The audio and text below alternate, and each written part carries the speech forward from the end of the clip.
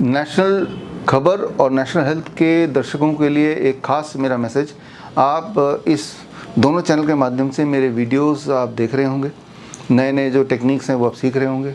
एक चीज़ करना भूल जाते होंगे कि वो ये है कि सब्सक्राइब करना। सब्सक्राइब कीजिए ताकि जो मेरे नए टेक्निक्स हैं, नए वीडियोस हैं, वो राइट टाइम पे आप तक पहुँचे, सबसे पहले पहुँचे। सबसे पहले हमारे टेक्निक्स नेशनल खबर, नेशनल हेल्थ में आते हैं और मैं यही उम्मीद करता हूँ कि आप तक भी पहले पहुँचे। वो सही तरीका ये है कि आप सब्सक्राइब करें ये दोनों चैनल्स को। ऑल द बेस्ट, धन्यवाद। अब आता है इसके अलावा जो हम टाइम की बात कर रहे थे, यहाँ पे जो टाइम क्लॉक है, टाइम में दो बातें आपको ध्यान रखनी है कि बॉडी की जो इंटरनल क्लॉक को सेट करने के लिए एक्सटर्नल टाइमिंग को आपको सेट करना पड़ेगा। एक्सटर्नल टाइमिंग को कैसे सेट करेंगे? जो नींद है, हमारे पास इसके लिए कार्ड्स हैं। इस कार्ड को आपको रेफर करना पड़ेगा। डिस्ट्रीब्यूट कर दो प्लीज, डिस्ट्रीब्यूट।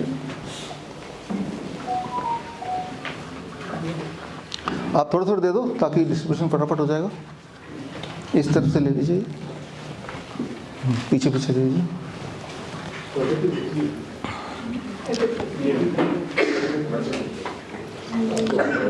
आप सब 18 साल से ऊपर ही हैं और इसका मतलब ये है कि अगर आप यहाँ पे देखेंगे कि आप सबकी जो नींद की रिक्वायरमेंट है that is 7 hour to 9 hour. अगर आप 7 घंटे से कम सोते हैं किसी भी कारण से, आदत से या मजबूरी से 6 घंटे सोते हैं, there is chance that you are disturbing your body clock. अगर आप 10 घंटे सोते हैं, there is chance that you are disturbing the body clock. जब इस ब्रैकेट में 7 to 9 आवर के ब्रैकेट में आपका स्लीप होगा और वही टाइम पे, एक ही टाइम पे आप सोएंगे, तो it will control the recorrect the body clock, right. आप में से वो लोग जिनको 30 मिनट से अधिक टाइम लगता है नींद आने में, इसका मतलब कि बॉडी क्लॉक डिस्टर्ब है। वो तो वैसे भी है क्योंकि आप देख रहे हैं कि blood sugar, blood pressure, right, ये एक और ट्रिगर है। धीरे धीरे आप देखेंगे कि 30 मिनट से कम टाइम में आप सोने लगेंगे, जैसे ही बेड पे गए सोने लगेंगे, मतलब कि आपकी बॉडी क्लॉक बड़ी तेज़ी से ठीक हो रही है, right. So the sleep pattern is very important. कितना? 7 to 9 hour of sleep for all of us. 7 घंटे ले लीजिए, 8 घंटे ले लीजिए, 9 घंटे ले लीजिए, जहाँ भी आप फिक्स कर सकते हैं, इतना विंडो है आपके पास। सोने का टाइम फिक्स करने की कोशिश कीजिए। हर दिन नहीं हो पाएगा, कभी कभी हो पाएगा, कभी नहीं हो पाएगा, लेकिन एटलीस्ट दिमाग में रहेगा कि जब हो पाए तो करेंगे, कि रोज़ 10 बजे मुझे सोना ही है, फॉर एग्जाम्पल। रोज़ सुबह 6 बजे उठना ही है, फॉर एग्जाम्पल। धीरे धीरे आपका बॉडी क्लॉक सेट होने लगे। जब वो बॉडी क्लॉक सेट होगा तो आपके बॉडी को पता है कि कितने 8 बजे, अगर 10 बजे सो रहे तो 8 बजे बॉडी एक हार्मोन रिलीज़ करेगा, मेलेटोनिन। सुबह 8 बजे एक और हार्मोन रिलीज़ करेगा, कॉर्टिसोल। तो उन हार्मोन के रेफरेंस से इंसुलिन कब रिलीज़ करना वो तय होगा।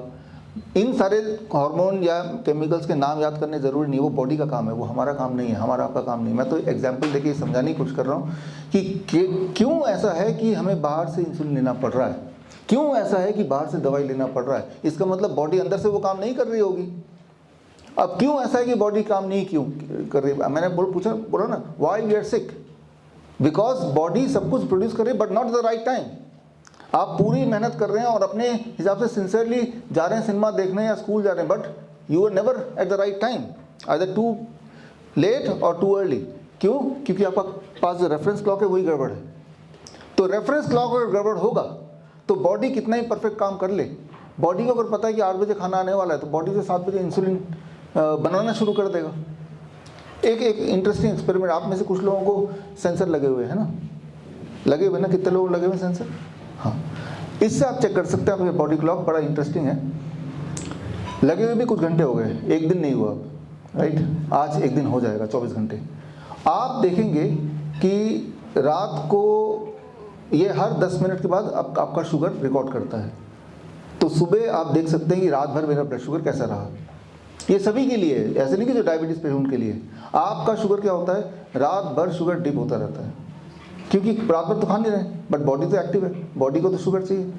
डिप होते होते जब 4 बज गए, फॉर एग्जांपल 4 बजे, बॉडी को पता है आप 6 बजे के बाद कभी भी उठ सकते हैं। अब उठते आपको एनर्जी चाहिए, तो लिवर से थोड़ा शुगर बॉडी में, ब्लड में जाएगा, तो अब शुगर आपका बढ़ेगा कि घटेगा?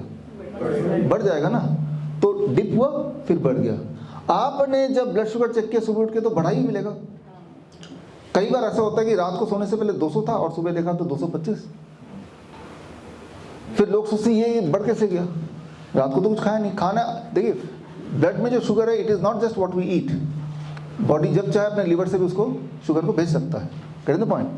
तो बॉडी के अंदर भी एक क्लॉक है, एक मैनेजमेंट सिस्टम चल रहा है। उस मैनेजमेंट सिस्टम में बॉडी को जब लगता है कि इस वक्त आप उठेंगे, इस वक्त आप खाएंगे, तो वो मैनेजमेंट सिस्टम अकॉर्डिंगली उसको मैनेजर की तरह लिखता रहता है, अकॉर्डिंगली प्रोवाइड करता रहता है। जब आप कुछ खाते हैं, चबाते हैं, तो चबाने का जो एक्शन है वो बॉडी को अलर्ट करता है। लेकिन जब रिफाइंड कुछ खाते हैं तो चबाने की उतनी ज़रूरत नहीं पड़ती है, तो वो अचानक एक शॉक की तरह जाता है। तो यहाँ पे जो भी फूड है आप देखेंगे कि उसमें चबाने की थोड़ी बहुत ज़रूरत पड़ेगी, because that is raw in fibrous form, and when you are chewing it, जब आप इसको चबा रहे हैं तो आप बॉडी को सिग्नल भेज रहे हैं, भाई तैयार हो जाओ, खाना आने वाला है, राइट। तो वो शुगर नहीं बढ़ सकता उसका। जितने लोगों की दवा चल रही है शुगर की, फॉर दैट मैटर इंसुलिन भी चल रहा है, इंक्लूडिंग टाइप 1, जो जो चीज़ मैं बता रहा हूँ करेंगे, I am sure by 3rd day आपको ज़रूरत नहीं पड़ेगी इन सब चीज़ों की।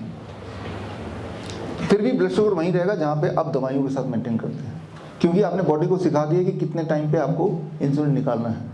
It is not difficult, right, थोड़ा सा आपको दिमाग को बताना है। So this is about the sleep cycle. दूसरा साइकिल है फूड साइकिल। आपका जो खाने का ब्रैकेट है ये बड़ा इंटरेस्टिंग है। ये हम ज़्यादातर बोलते हैं, जो कैंसर पेशेंट्स हैं वो आते हैं उनको कैंसर को ठीक करने के लिए। आपका खाने का जो ब्रैकेट है, ज़्यादातर लोग देखते हैं सुबह 6 बजे खाना शुरू करते हैं, चाय से शुरू करते हैं, रात के 12 बजे तक या 10 बजे तक खाते रहते हैं। विंडो इज ऑफ, जितना वो विंडो कम होगा खाने के टाइम का, उतना आपका हेल्थ बॉडी क्लॉक स्ट्रांग होगा, राइट। अभी क्या ज़्यादातर लोगों का विंडो है मे बी अबाउट 14 आवर्स। सुबह 6 बजे खाना शुरू करेंगे, रात के 10 बजे तक खाएंगे। कितने घंटे हो गए सुबह 6 से रात के 10 बजे तक? एनीबॉडी? 16 आवर्स। 16 घंटे खाएंगे और 8 घंटे नहीं खाएंगे। इसका उल्टा कर लीजिए, बेस्ट इज 8 घंटे खाएंगे और 16 घंटे नहीं खाएंगे। अच्छा, अभी जो मैंने सेंटेंस बोला, अभी तक जितना कुछ बोला और जितना कुछ बोलने वाला हूँ, किसी चीज़ को नहीं मानते आप, राइट। सिर्फ एक चीज़ मानेंगे कि अब से मैं सिर्फ 8 घंटे के ब्रैकेट में खाऊंगा। खाएं भी वही जो आप उल्टा सीधा खाते हैं। तब भी आप देखेंगे जो पेन बोल रहे हैं, जो नींद बोल रहे हैं, जो ब्लड शुगर बोल रहे हैं, जो ब्लड प्रेशर बोल रहे हैं, इफ नॉट 100% 50% वो कम हो जाएगा, जस्ट बाई वन रूल। कि मेरा खाने, मैं ये नहीं बोल रहा हूँ ये खाओ या वो मत खाओ, वही खाइए जो खा रहे हैं आप, कुछ मत, और उसको ज़्यादा भी खाइए या कम खाइए, what ever makes you happy, but you only made one difference in your life, you change the bracket. कि मैं सिर्फ और सिर्फ 8 घंटे के ब्रैकेट में खाऊंगा। फॉर एग्जांपल सुबह 10 बजे खाना शुरू करूंगा, शाम के 6 बजे कुछ नहीं खाऊंगा। अच्छा, 8 घंटे नहीं, 10 घंटे के ब्रैकेट में खाऊंगा। सुबह 9 बजे खाना शुरू करूंगा, रात के 7 बजे के बाद कुछ नहीं खाऊंगा। यहाँ पे जो टाइमिंग हमने आपके लिए सेट किया, दैट इज़ 11 घंटे का ब्रैकेट। कि एक दिन में आपको झटका नहीं देना चाहते हम, तो हमने उसको कहा चलो थोड़ा धीरे धीरे करके ठीक करते हैं। तो 11 घंटे का ब्रैकेट में यहाँ पे 8 बजे से लेकर शाम के 7 बजे तक का हमने ब्रैकेट रखा है। लेकिन आप धीरे धीरे करके उसको 10 घंटे ले आइए, 8 घंटे मत लाइए। 8 घंटा तो उनको ज़रूरत पड़ती है जो सीवियरली इल है, जैसे कैंसर पेशेंट को ट्यूमर है, जो 16 घंटे नहीं खा रहे हैं, तो बॉडी क्या कर रहा है, बॉडी को तो खाना चाहिए, वो ट्यूमर के अंदर जो न्यूट्रिशन है बॉडी उसको निकाल रहा है। तो आपके शरीर को न्यूट्रिशन भी मिल गया और ट्यूमर से छुटकारा मिल गया। इसे कहते हैं, मेडिकली इसे बोलते हैं ऑटोफेजी। ऑटोफेजी मतलब कि जहाँ बॉडी में एक्स्ट्रा न्यूट्रिशन है, in the form of tumour, in the form of stone, in the form of cyst, in the form of fibroids, तो ये सारी चीज़ें एक्स्ट्रा हैं, राइट। पॉलिप्स, यही सारी चीज़ों को बीमारी बोलते हैं आप। You want to get rid of this, इन्हीं चीज़ों से आपको पीछा छुड़ाना है। पीछा छुड़ाने का तभी एक तरीका है कि let the body eat it. Body इसको खा जाएगा। बॉडी कब खाएगा? जब आप अपने खुद के खाने का टाइमिंग को कम कर देंगे।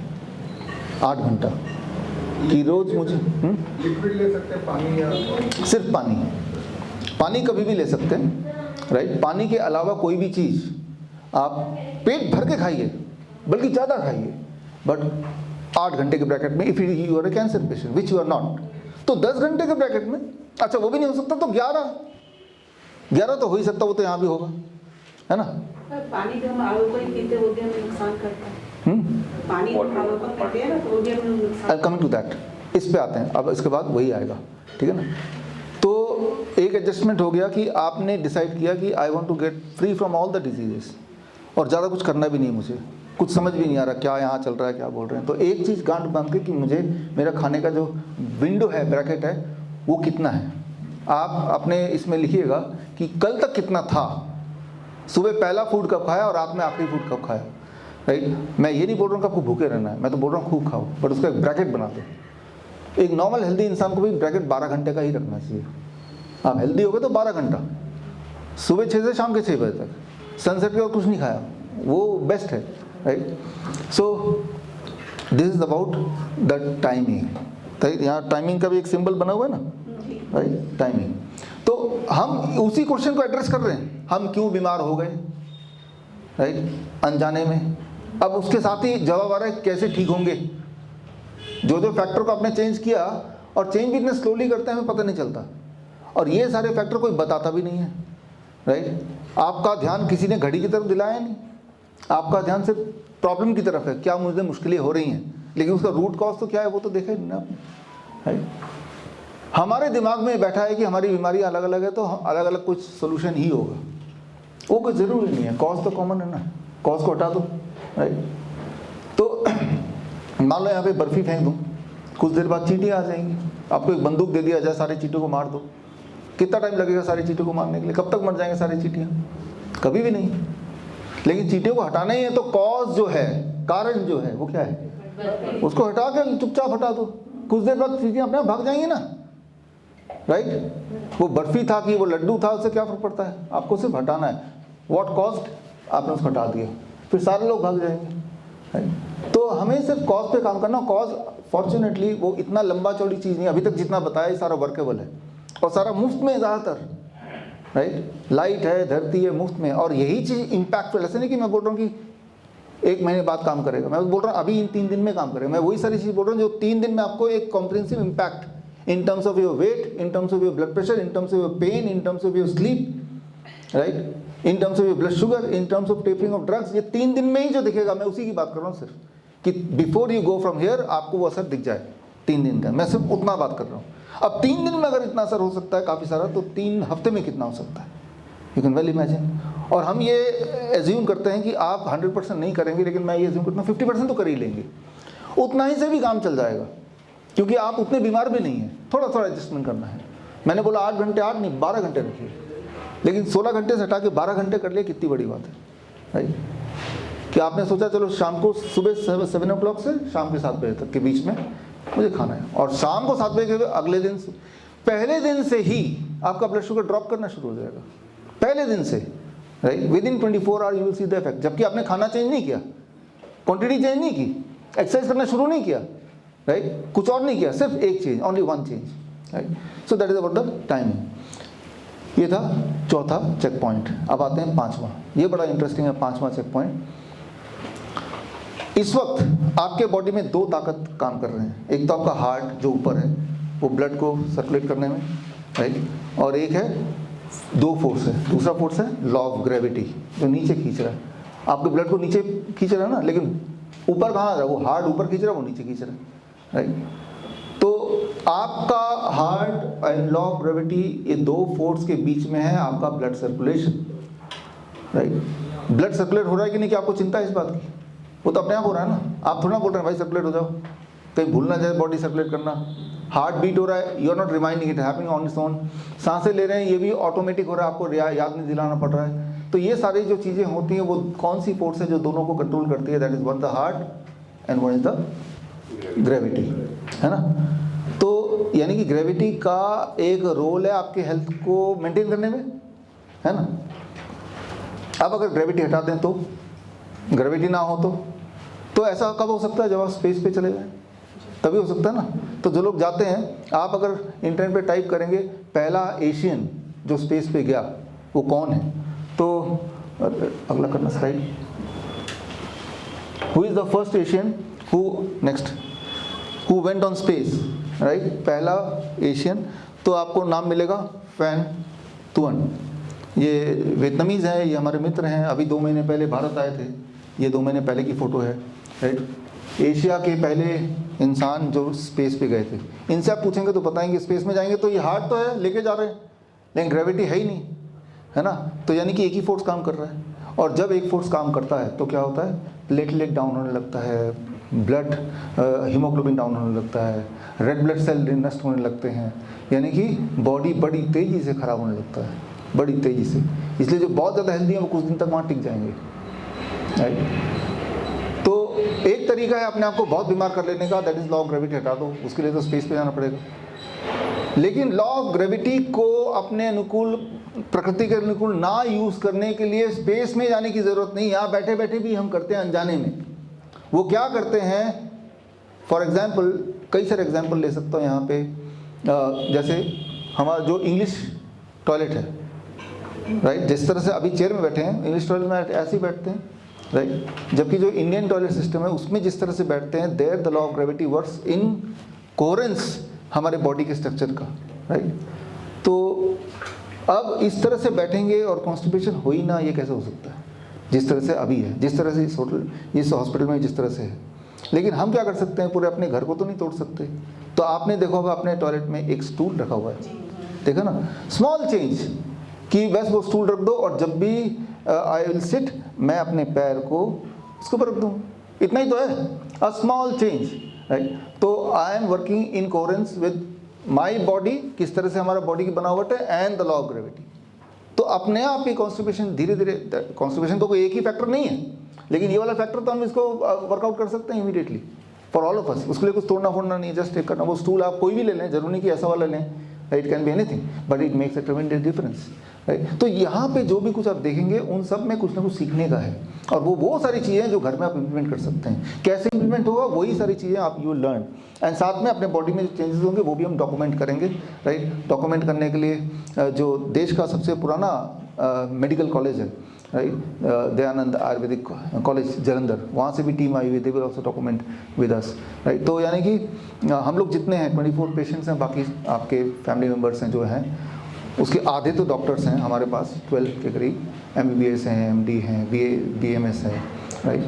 तो यानी कि आपके तीनों दिन में जो फ़र्क आ रहा है वो टेंजिबल नोट होंगे, वो आपको भी दिया जाएगा, तो उसी से कॉन्फिडेंस आएगा, हाँ देयर इज़ समथिंग, है ना।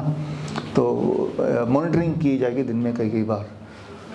तो यहाँ पे हम बात कर रहे हैं लॉ ऑफ ग्रेविटी की। लॉ ऑफ ग्रेविटी का उपयोग हम करते हैं हमारे सारे हॉस्पिटल्स में। फॉर एग्जांपल, जैसे आप ऐसे बैठे हुए हैं, अभी जिस तरह से आप बैठे हैं, आप अगर जैसे पीछे की तरफ बैठेंगे और अगर ऐसे कर लेंगे, आप देखेंगे जितना पीछे जाएंगे उतना सांस लेने में तकलीफ शुरू हो जाएगी, राइट। तो आपने देखा होगा जो लोग बोलते हैं मुझे सांस लेने में दिक्कत आ रही है, वो ऐसे बैठे हुए पाए जाते हैं।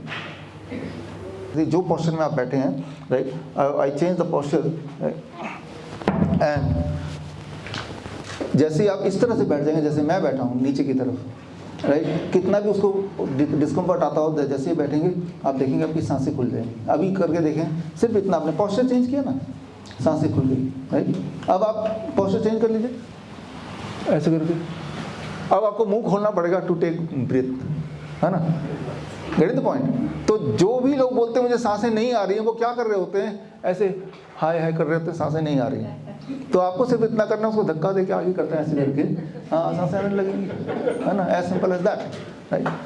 तो आपने क्या किया, आपने लॉ ऑफ ग्रेविटी को यूज़ किया। कैसे लॉ ऑफ ग्रेविटी को यूज़ किया, हार्ट, पीछे लंग्स हैं, राइट। जब आप ऐसे करते हैं पीछे की तरफ, पीठ की तरफ लेटते हैं पीठ में, तो लंग्स बिकम स्मॉलर बाई 20%, 20% का स्क्वीज हो जाता है। तो यानी कि आपके लिए टफ है ब्रीथ करना। और जब ऐसे करते हैं, हार्ट अलग हो गया तो लॉ ऑफ ग्रेविटी की वजह से, और आपका लंग्स खुल गया बाई 20% मोर, तो यानी कि आपकी ब्रीदिंग सही होने लग गई, राइट। तो आपने ग्रेविटी को कंसिडर करते हुए बॉडी के पॉस्चर को चेंज किया। हम क्या करते हैं, जो लोग बैठ नहीं सकते, बीमार हैं, तो लेटते हैं, तो पेट के बल लिटा दिया।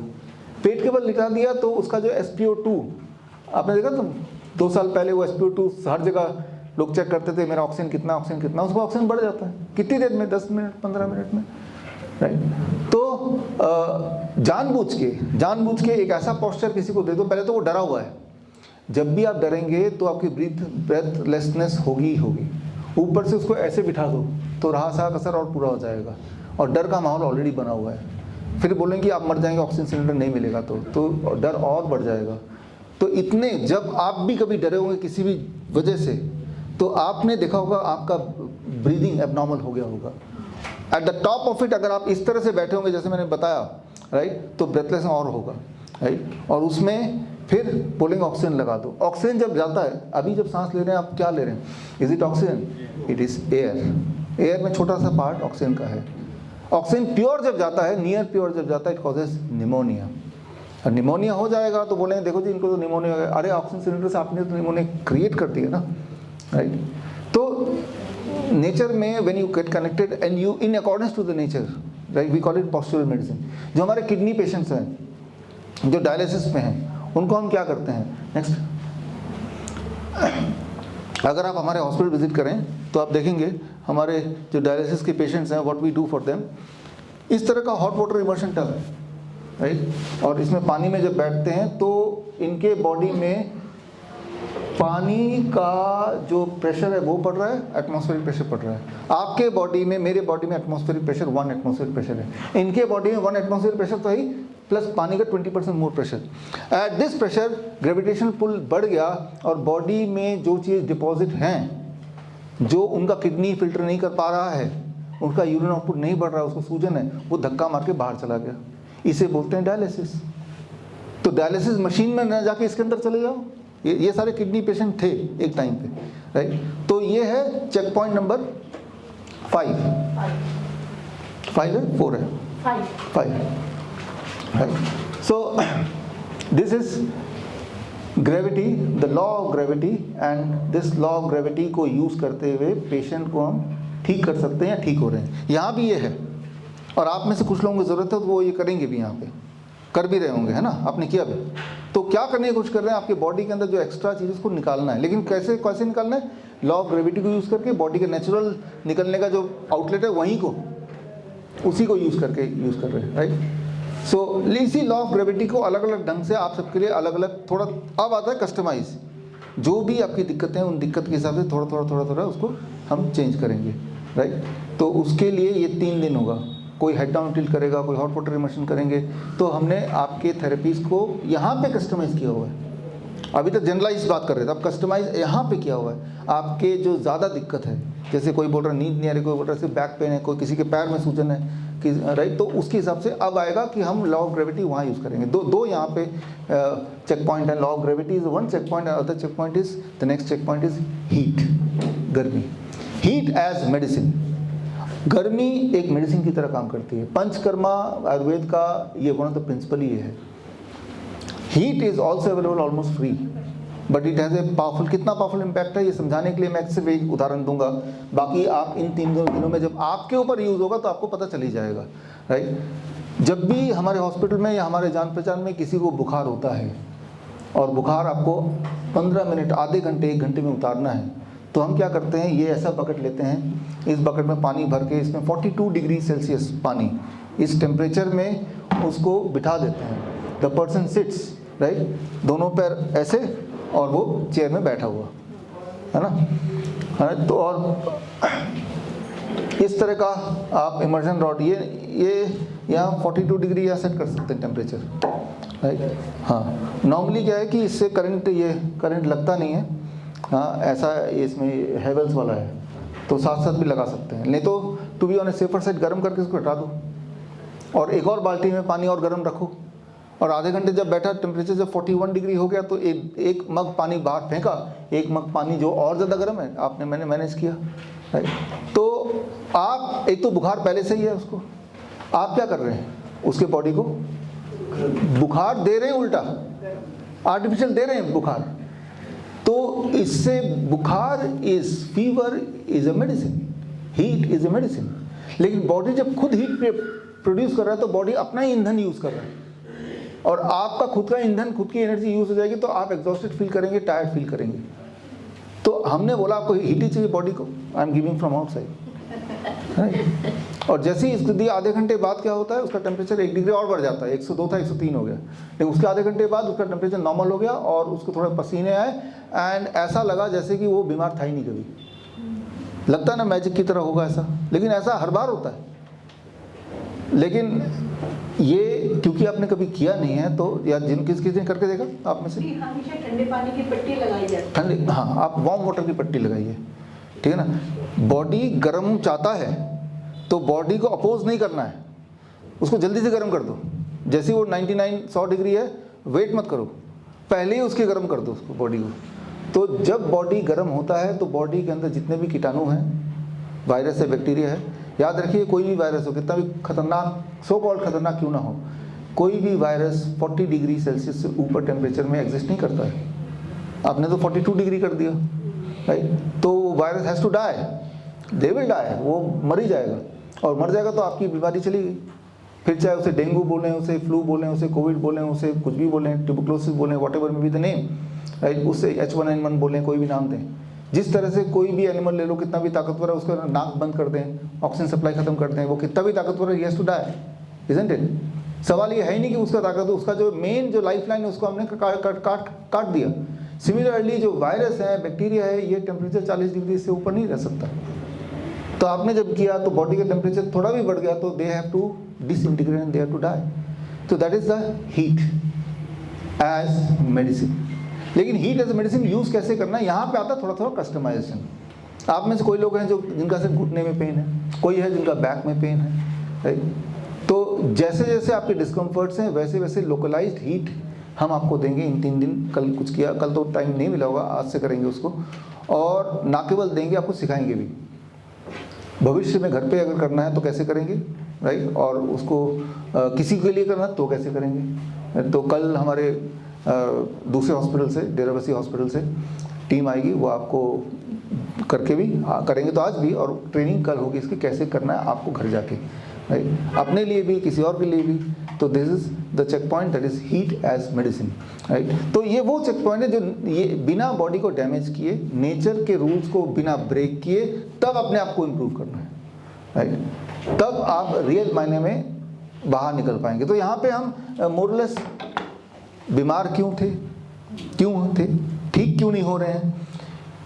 जब तक घड़ी आपकी ठीक नहीं होगी, बॉडी की घड़ी, तब तक आप ठीक नहीं हो सकते, कितना भी इलाज कर लें। और उसका एग्जाम्पल यहाँ सामने है, 21 साल तक इलाज करके देख लिया, और 21 साल तक कर लीजिए, ठीक नहीं होने वाले। आपको उसके कोर में जाना ही पड़ेगा। That's what we are discussing. अब सर ये उस सिचुएशन को देख के जो पॉसिबिलिटी हो सकती है उतना कर लें, राइट? अभी तो कुछ भी नहीं कर रहे, जितना आप पॉसिबिलिटी को बढ़ाते जाएंगे उतना बॉडी में इफेक्ट देखते जाएंगे। Yes, related to this topic कि जैसा वर्ल्ड में सब लोग तो एनिमल फूड ही खा रहे हैं, मतलब ऑलमोस्ट 50-60% लोग एनिमल फूड ही खा रहे हैं, और उधर यूरोप में जाएंगे तो आटा ही खा रहे हैं सब लोग। तो ये नहीं, वो तो ठीक है हमारी बॉडी के लिए ठीक नहीं, लेकिन उन लोगों के लिए कैसे ठीक है? हाँ, ऐसा है कि बैठे प्लीज, एनिमल फूड किसी के लिए भी नहीं ठीक है फॉर दैट मैटर। और ऐसा भी नहीं कि सब लोग मर गए हैं, जिंदा तो हैं ही। मैंने देखा कि ऐसे हमारे बहुत सारे दोस्त हैं जो one point of time traditionally they were animal lover, animal food traditional था उनके।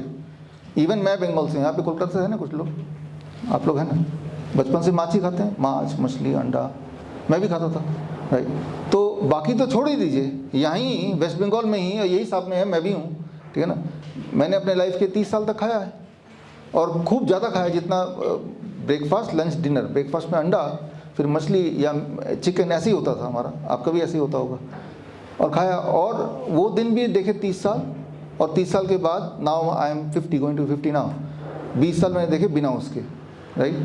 डेयरी प्रोडक्ट, जो चीज़ मैं आपको बताता हूँ, I try to follow that at least 95%, if not 100%, but non vegetarian 100% मैंने छोड़ दिए। I can see the difference myself. मैं अपना एक्सपीरियंस बता सकता हूँ कि आज मैं जितनी तेज़ी से दौड़ सकता हूँ, 30 साल पहले शायद नहीं कर सकता था। आज मैं जितना एनर्जेटिक फील करता हूँ, 30 साल पहले नहीं कर सकता। जब तो मैं 30 साल का उम्र तो कम ही होता है, राइट? ऐसा नहीं कि तब मैं बीमार था, तब भी मैं हेल्दी था, आज भी हेल्दी हूँ।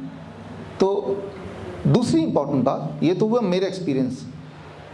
आप खुद ही for 15 days you follow all this, including avoiding dairy product, avoiding animal food. 15वें दिन में आप पूछिए अपने आप से कि how I am feeling in comparison to when I used to take that. तो आपका बॉडी जो भी बोलेगा, you can go in that direction. आपका बॉडी बोलेगा हाँ I am feeling good, better, इसका मतलब यही मेरे लिए अच्छा हो गया, राइट?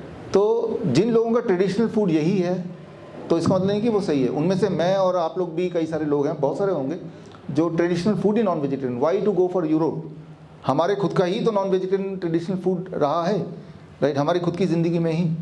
लेकिन मैंने देखा है अपने एक्सपीरियंस से, जिन जिन लोगों का, जैसे जो लोग इंसुलिन लेते हैं खासतौर, उनको जल्दी पता चलेगा जैसे ही वो डेयरी प्रोडक्ट बंद करते हैं टाइप 1 कि कोई बदलाव मत कीजिए, जितनी सारी बातें कुछ मत कीजिए, सिर्फ डेयरी प्रोडक्ट बंद कर दीजिए। फॉर एग्जांपल पहले दिन से उनका ब्लड शुगर, इंसुलिन को 20-30% कम करना पड़ता है, मजबूरी में कम लेना ही मजबूरी है, क्योंकि दूध छोड़ा तो ब्लड शुगर कम हुआ।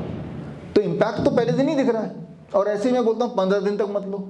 Now see the difference in terms of your pain threshold, in terms of your sleep pattern, in terms of your energy level. तो इट इज़ अ लर्निंग, आपको अपने बॉडी को खुद ही ऑब्जर्व करना पड़ेगा, और ऑब्जर्व करके जो बॉडी बोलेगी फिर that is the real truth, right. क्योंकि एक रेफरेंस मैं आपको दे रहा हूँ, जिस तरह से घड़ी है, ये घड़ी का रेफरेंस इनसे ले सकते हैं, इनसे ले सकते हैं, इनसे ले सकते हैं, लेकिन अल्टीमेट रेफरेंस जो है what is giving in impact, right, वो खुद से ही आप देख पाएंगे कि कौन सा रेफरेंस लेने के बाद। अब क्या है कि इतनी सारी घड़ियाँ बांटी ना मैंने, उनमें से हो सकता है किसी का बाई चांस घड़ी में जो टाइम है वो रियल टाइम हो, ऐसा भी हो सकता है ना, होगा ना, किसी न किसी का तो होगा। अब आपने क्या किया, सबसे रेफरेंस लेना शुरू कर दिया, लेकिन रियल टाइम वाले से भी जब रेफरेंस लिया तो इनकी लाइफस्टाइल ठीक हो गई अपने आप ही, है ना। तो इनको कैसे पता चला इनकी लाइफस्टाइल ठीक हो गई, क्योंकि इनके लाइफ में सब कुछ सही होने लगा, ऐसे ही पता चला ना। देन ही विल रियलाइज कि ये वाला टाइम ठीक था या ठीक है। तो जिस तरह से मैंने जो भी कुछ सजेस्ट किया या जो भी कुछ यहाँ पे करेंगे 3 दिन के लिए, राइट, उससे आपको इम्पैक्ट 3 दिन में काफ़ी कुछ पता चल जाएगा। तो is it going towards words, is it going towards better, आपका बॉडी बताएगा।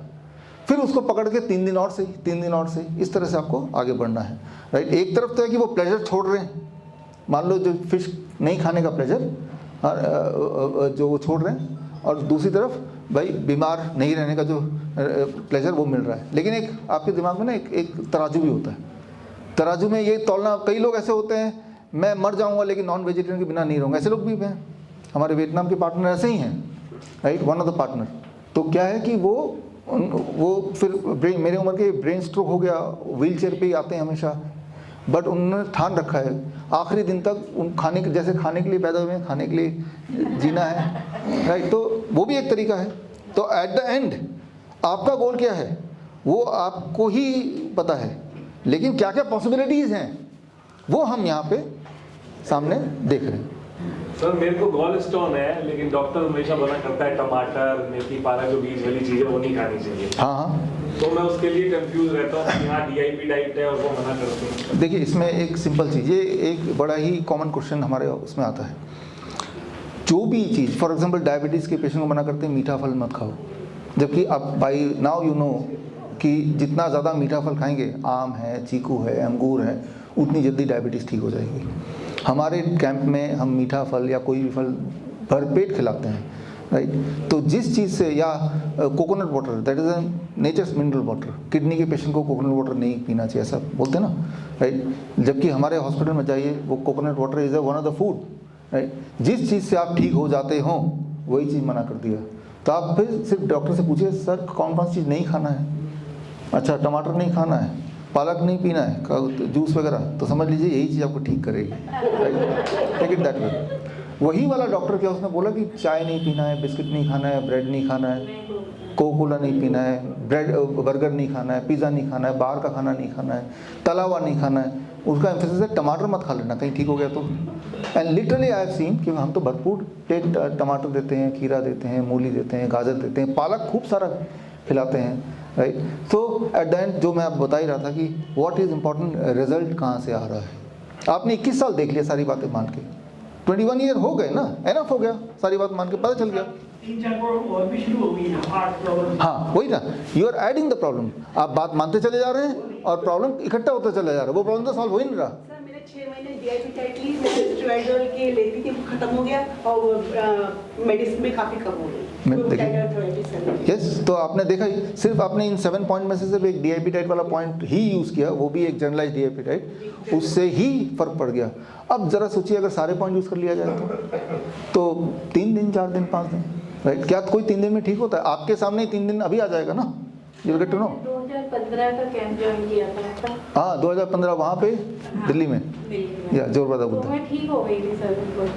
Yes. मैंने 4-5 साल मेडिसिन ली, मेरी शुगर और भी प्रॉब्लम थी जो सब खत्म हो गई थी, लेकिन अचानक लाइफ में एक टेंशन ऐसी आई कि वो फिर से मतलब शुगर, BP सब, हाँ, और मैं अपने पे ध्यान भी नहीं दे पाई। तो मुझे शुगर तो अभी उतनी उतनी ज़्यादा मुझे प्रॉब्लम नहीं है, जैसे आपने बताया था कि रीडिंग इतना मायने नहीं रखती है, लेकिन मेरे पैरों में थोड़ी नमनेस टाइप से, नमनेस कहते हैं इसमें इतने पीरियड में ना, ये मुझे बहुत हार्ड लगता है, और सर में चक्कर। तो मैं इसीलिए यहाँ पे आई हूँ कि कुछ नया आप अभी बता रहे हैं। तो आपने देखा भी होगा कि ये सारी चीज़ तब नहीं थी। हाँ, तब तो डाइट पे था, DIP डाइट पे था। दैट इज हम 7 में से एक फैक्टर को, डाइट वाले फैक्टर को फोकस कर रहे थे, अब बाकी 6 फैक्टर को फोकस कर रहे हैं। प्रॉब्लम आई थी तो मैंने अपने हस्बैंड को तो ठीक भी कर लिया था। हाँ, उनको हार्ट अटैक आया था, हार्ट अटैक आया था, और हमें पता नहीं लगा था। लेकिन जब हम दिखाने गए डॉक्टर को तो उन्होंने कहा कि एकदम एडमिट कर दो, आधा घंटा, इनकी ECG खराब आ रहा था। तो उन्होंने कहा कि आधे घंटे से ज़्यादा नहीं है आपके पास। तो क्योंकि मैंने सीखा हुआ था और बुक पढ़ी हुई थी आपकी हार्ट वाली, मेरे पास था, मैं बराबर वीडियो देखती थी, लेकिन हिम्मत नहीं पड़ रही थी मेरी भी। तो घर पे लाई, मैंने अपने हस्बैंड से पूछा क्या करें, तो बोले नहीं, उनका दर्द ही गायब हो गया। कहने लगे मेरी अब दर्द नहीं हो रहा, घर ले चलो मुझे। मैंने कहा ये तो कह रहे हैं आधा घंटा नहीं है आपके पास। तो मैंने घर पे आके वही पालक वाली डाइट, रॉ वाली सारी स्टार्ट कर दी, और बिल्कुल नमक, मतलब पका हुआ कुछ भी नहीं दिया। और मैं एक दिन ही लगा इनका BP नीचे आने। एक दिन लगता है? एक दिन लगा। यस, एक ही दिन लगता है। और उसके बाद जो डॉक्टर कह रहे थे स्टंट पड़ेगा या सर्जरी होगी, जो भी कुछ होगा, उनकी बीमारी ऐसे गायब हो गई 2-3 दिन में कि मतलब कह रहे हैं मैं तो बिल्कुल अच्छा। और 10 दिन तक मैंने उसी डाइट पे रखा। उन्होंने नमक, चीनी कुछ भी नहीं लिया, पका हुआ सब कच्चा। उसके बाद हमने इनका वो कराया वहाँ पे, वो जो CT स्कैन वाला वो होता है, तो उसमें उनका 95% ब्लॉकेज आई। अच्छा। तो मुझे ऐसा लगता है कि एंजियोग्राफी कहते हैं और वो खुल जाती है।